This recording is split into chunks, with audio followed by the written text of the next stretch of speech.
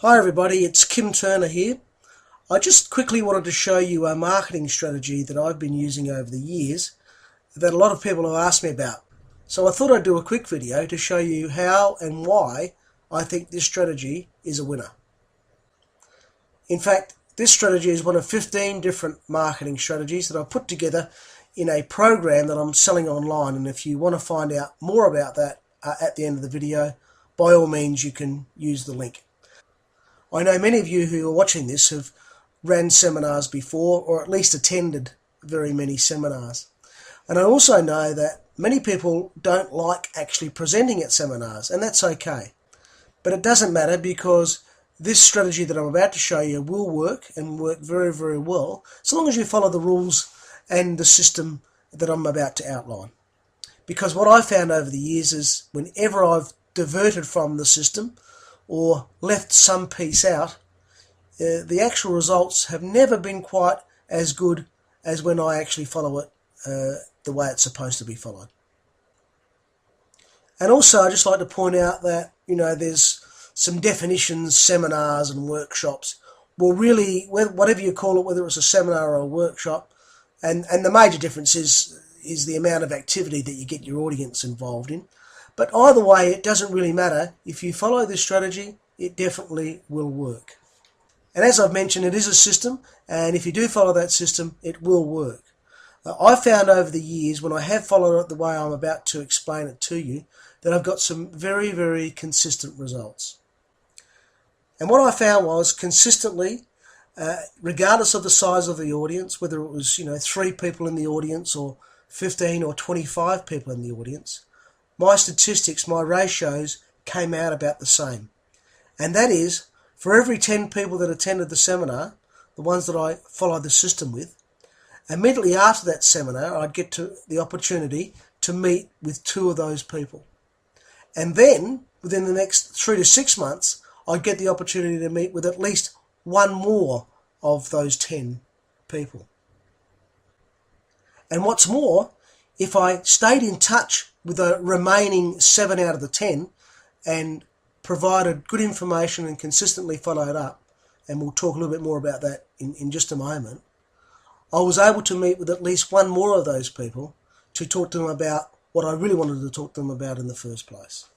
So, let's have a closer look at just how this actually works. So it is a system. Now, this first area that I'm going to talk about probably goes without saying, but I'm going to say it anyway. First of all, you've got to be talking to the right market about the right topic. Otherwise, everything I'm about to say really doesn't matter.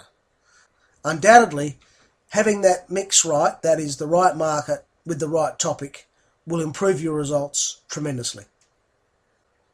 And once we've got the right market, it's really, really important to make sure that we come across that our presentation is such that it makes us look professional and as if we're the sort of people, we're the sort of business that they'd like to actually get to meet and talk to. And so therefore the first stage in that, particularly if you're talking to an audience that you don't know, is by sending out very smart looking, professionally produced invitations. Another key aspect of this is making sure you give your audience plenty of time to respond. One of the biggest failings with most marketing approaches for anything, whether that be for seminars or anything, is that we tend to think that if we send out one marketing opportunity, one marketing offer, and the audience doesn't respond, well, our marketing offer has failed. Well, I'm here to tell you that that's not right. Maybe the marketing offer has failed, but generally speaking, we all know that particularly if your audience doesn't know you, they can take a long time to warm to who you are, what you have to offer. And the other thing is to allow enough time to be able to maximise your attendance at your seminar. I recommend at least 6 weeks, but 8 weeks is really the optimal time to do this. Now, of course, having an engaging presentation and an engaging presenter is important. And even if you don't feel comfortable doing this, there are plenty of other people out there who I'm sure you can find to be able to help at your webinars.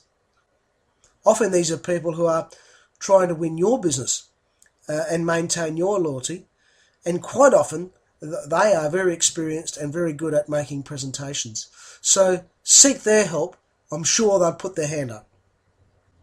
But what I will say here is, even if you don't feel comfortable doing the presentation, you should at least make the effort to open up the seminar, make some introductions and so forth, and I'll talk a little bit about that in a moment, and to close the seminar, because this gives you the opportunity to show your authority and also to be able to take the next step to get in front of your target market so that you can sell your goods and services. And the final component of this system is what I call the attendee package. And what's inside the package is a number of things, including an evaluation form, which is key to this whole system. So let's talk about the attendee package first. You can have whatever you really choose to have inside there. In fact, the more, the better, so long as it's professional and packaged with the right sort of connotations for your audience. I would put in there at least things like your seminar notes or handouts, any brochures or explanations about the topic you're talking on, and related topics would be helpful. And all of this should have some sort of promotion with what I call a strong call to action involved.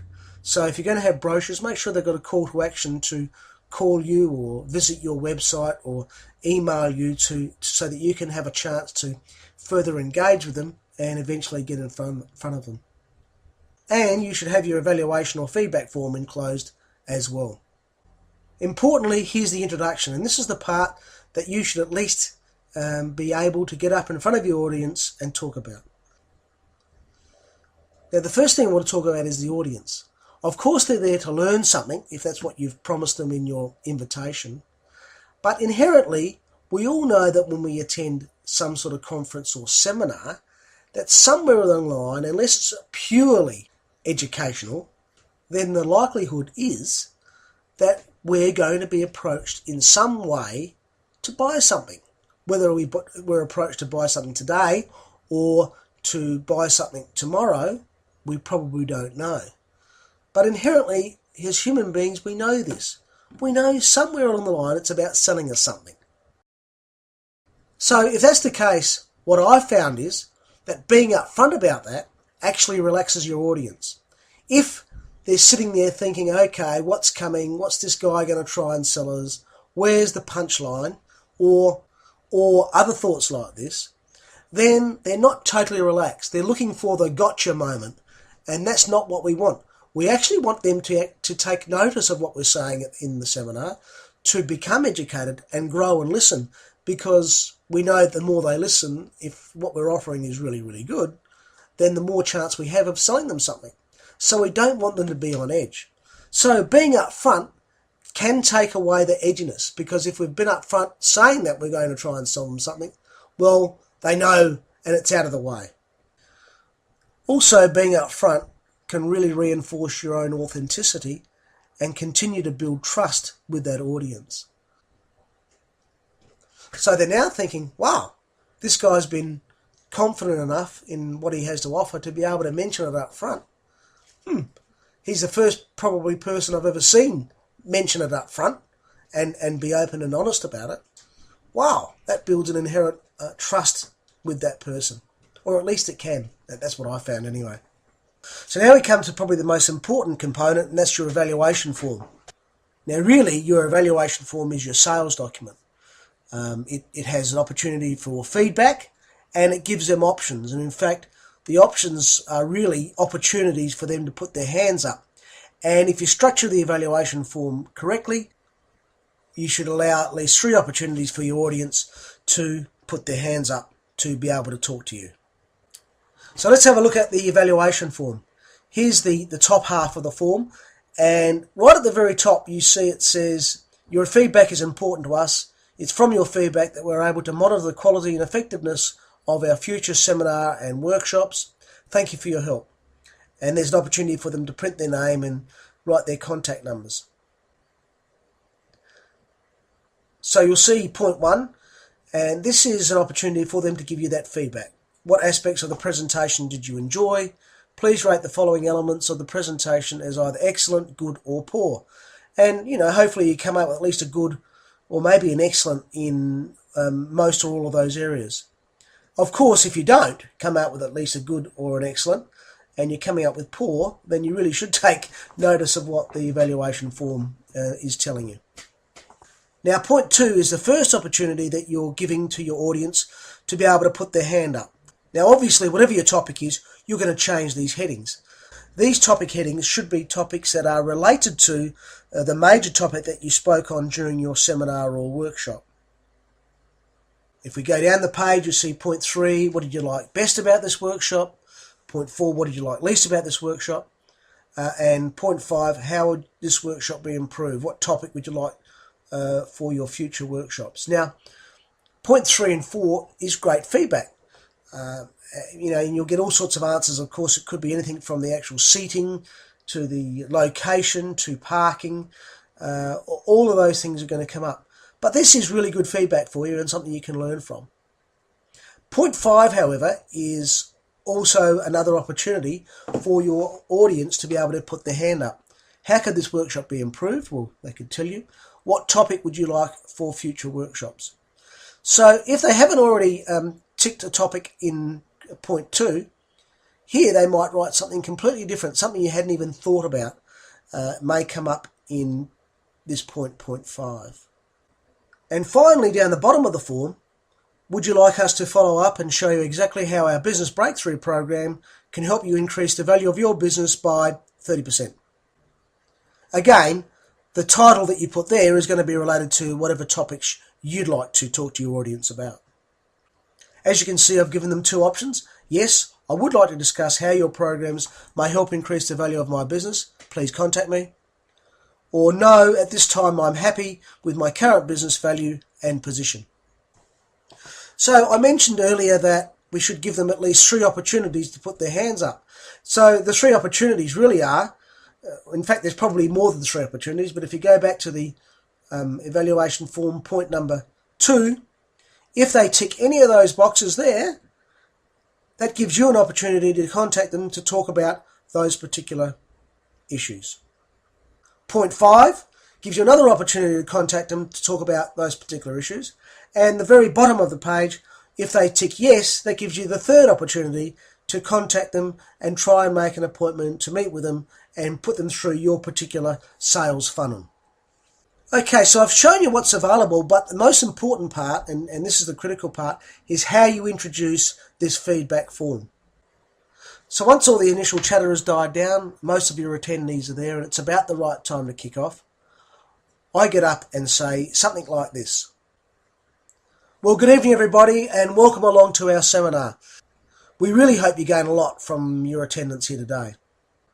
For some of you who aren't familiar with us, my firm is called Famous Performance Marketing, and you may be wondering, well, who is Famous Performance Marketing?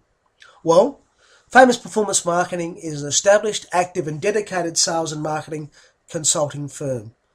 We're able to provide advice and guidance in most sales and marketing areas, and we specialise in sales and marketing strategy advice, both off and online, client engagement copywriting, and online video advertising and marketing. Now, our objectives for holding this event is to firstly introduce our firm and our services to you.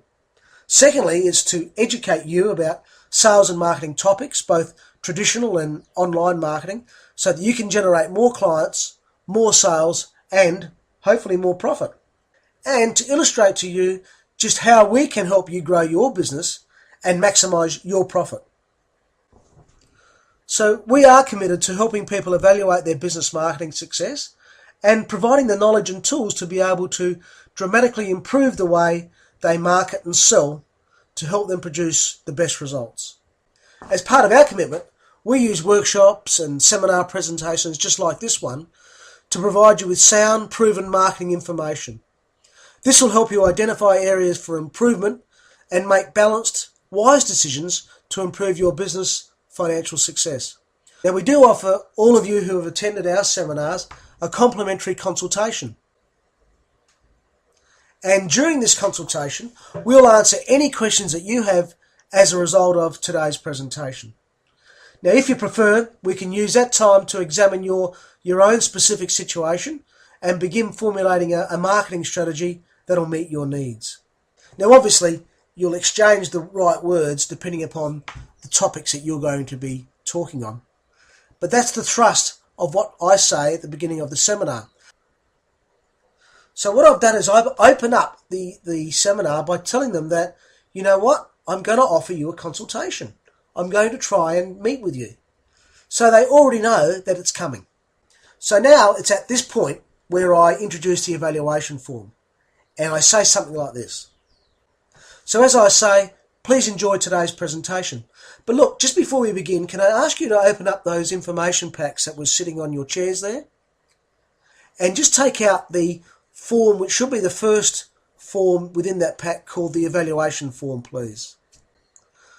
So at the end of today's presentation, we'll really appreciate it if you just take a couple of minutes providing some honest feedback about how we went and the value that you received. Now, I just want to point out a couple of things on this form. Firstly, you'll notice at the very bottom of the form, two statements. One says, yes, I would like to discuss how your programs may help increase the value of my business. Please contact me. And the other one says, no, at this time I'm happy with my current business value and position.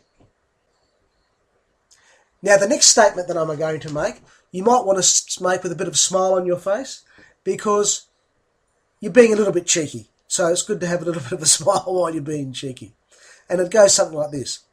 Well, at the end of today, I'm going to ask you to tick either box, either yes or no. And I'm going to make you a promise.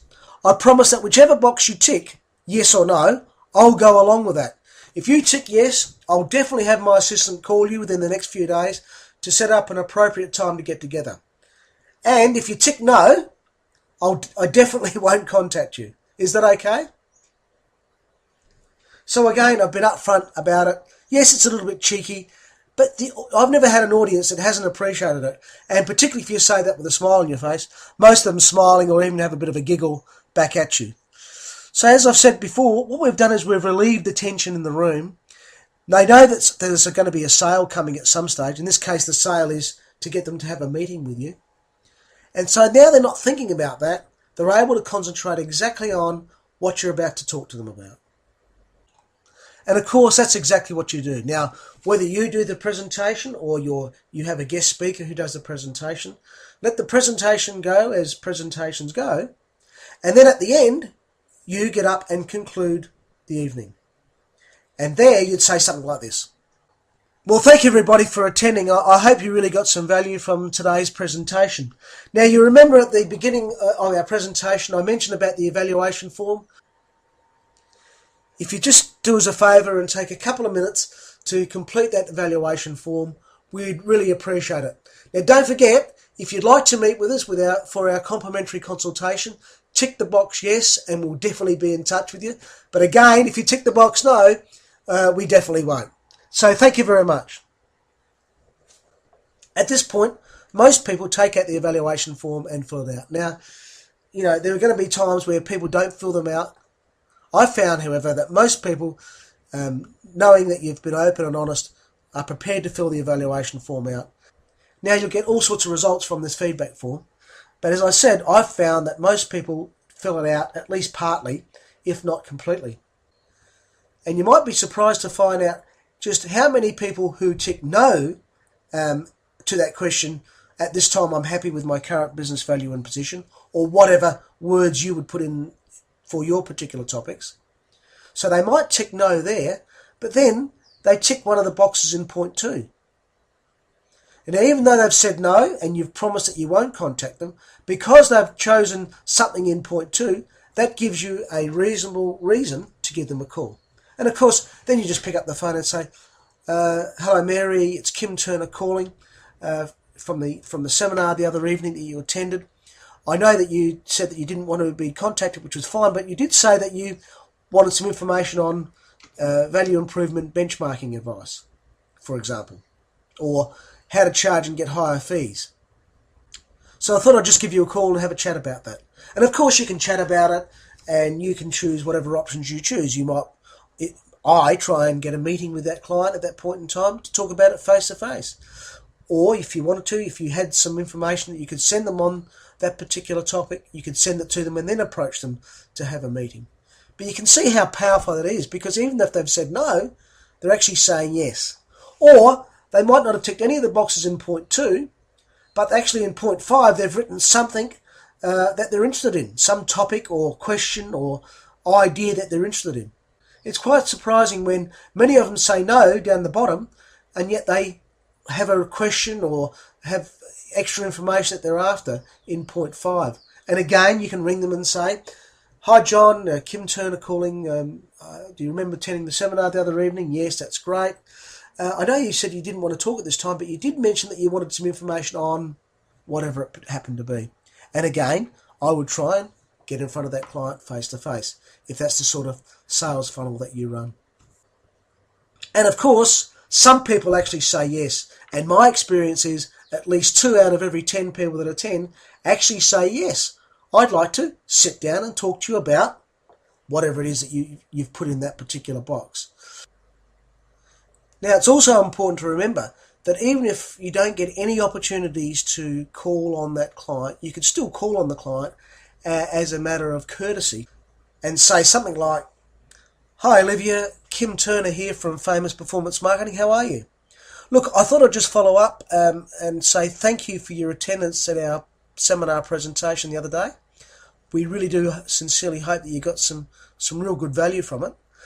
Look, I know you said you didn't want to sit down and chat with us, and that's fine, but I just wanted to clarify a couple of points that you made on the feedback form." So there you go. You can still talk about some of the points that they've made on that form to clarify in your own mind exactly what they were meaning. And finally, on that point, even if you don't feel comfortable doing that, and there are still no opportunities, in other words, they've ticked no, they don't want to see you, and they haven't marked anything on the form that gives you a genuine reason or a genuine excuse, if you like, to talk to them, what I do is I stay in touch with them. Keep in touch, and this is just good marketing 101. Staying in touch with people is more than most people ever do. And just the fact that you're staying in touch with them, communicating them on a regular basis, hopefully sending them information, education, knowledge, stuff that's really valuable for them to know on your topic, just the fact that you do that puts you way ahead of the pack. So that at some point in time, if and when they have a need for the services that you've got, you become a top of mind because you're the only one that's been keeping in regular contact with them. That's Marketing 101, and I'm sure you understand that fully already. But do keep in touch with them on a regular basis, and every now and again, give them a phone call and invite them in to have a chat. You'll be surprised that someday they're going to say yes, and if you hadn't have done it, that person that was a prospective client who now is a client, you would never have had. So good luck with that. So there it is. There's my seminar marketing. Now, I didn't invent this whole thing. I've copied and curated a lot of this over the years.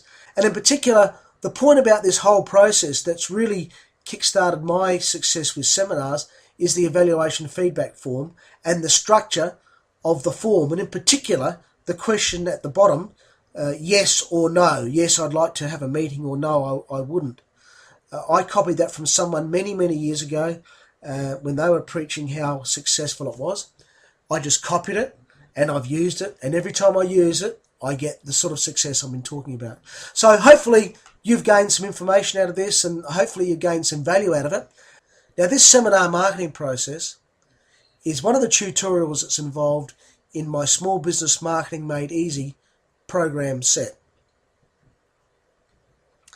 Now, if you'd like to have a look at that set and see exactly what's involved, and by the way, I've just covered off the main points here, but the topic is covered in detail with scripting, with a copy of the evaluation form and everything you need to make sure that your seminar marketing is successful, as are all the other tutorial topics covered in depth with everything you need. So if you'd like to go and have a look at that page that explains all about my tutorial program, just follow the link at the bottom of this page. There you are, guys. I hope you enjoy it. Catch up again. Cheers.